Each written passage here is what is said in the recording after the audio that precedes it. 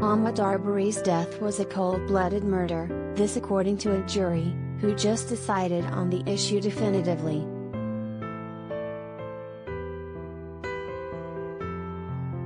Travis and Gregory McMichael, as well as William Roddie Bryan, were all just found guilty of murder and a slew of other charges.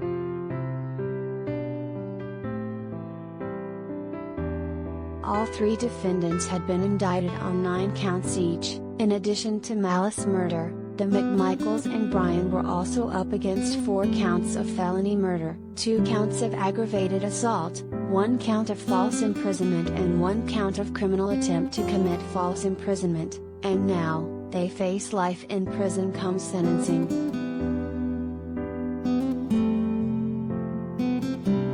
Gregory McMichael and Bryan were found not guilty on the charge of malice murder.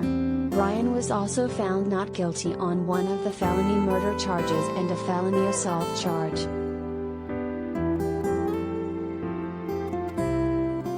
Fox News.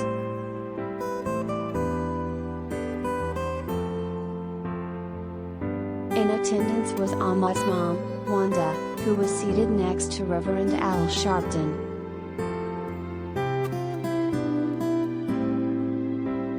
The trial has been ongoing for a couple of weeks now, and the main defense, for Travis McMichael, anyway, who shot and killed Ahmaud, was that he was only acting in self-preservation, with his defense attorneys arguing he feared for his life.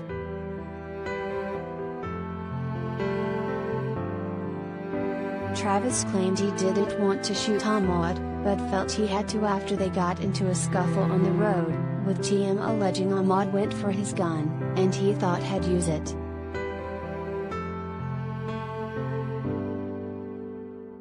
As for the rest of them, they all contended in court they were simply trying to make a citizen's arrest, in the context that the McMichaels had previously been informally deputized to help out the local cops. Officers in the trial denied any such bestowment of duty.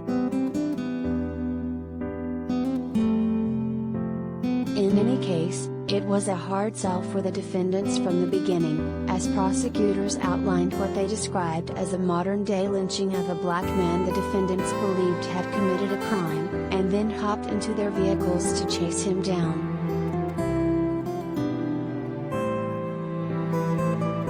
Prosecutors say Ahmaud was simply jogging through their neighborhood. However, there was footage showing him stopping by a construction site and walking through. Because of this, the McMichaels say they approached Ahmaud to ask what he was doing there, as there had been thefts at that same property in the weeks leading up to his arrival that day. Before long, Ahmaud was off and running, and the McMichaels gave chase in their truck, rounding up Bryan in the process, who trailed them and filmed the deadly moment on camera.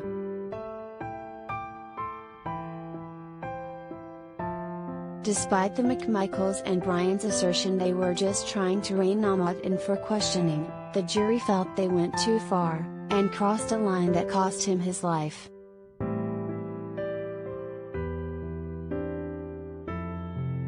The entire trial has been marred with controversy from the start, with 11 jurors being selected, all of whom were white, save for one black juror. People felt that would create a bias in favor of the defendants, but, clearly, that didn't turn out to be the case.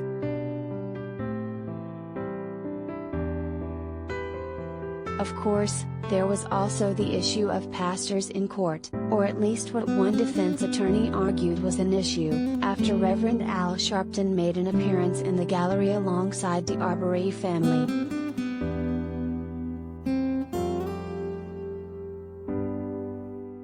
The attorney suggested the mere presence of black pastors could intimidate the jury, but the judge shot him down, as it was a ridiculous theory.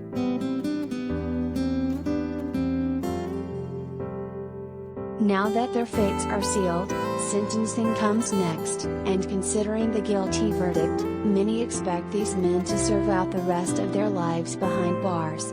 They'll appear before a judge in the near future.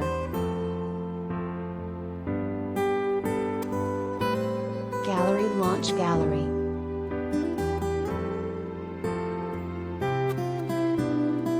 Remembering Ahmaud Arbery Launch Gallery.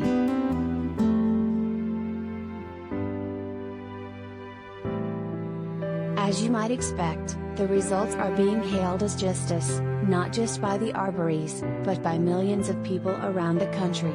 The Arbery killing was a flashpoint in 2020, one of several cases that led to a larger conversation about racial equity in the U.S.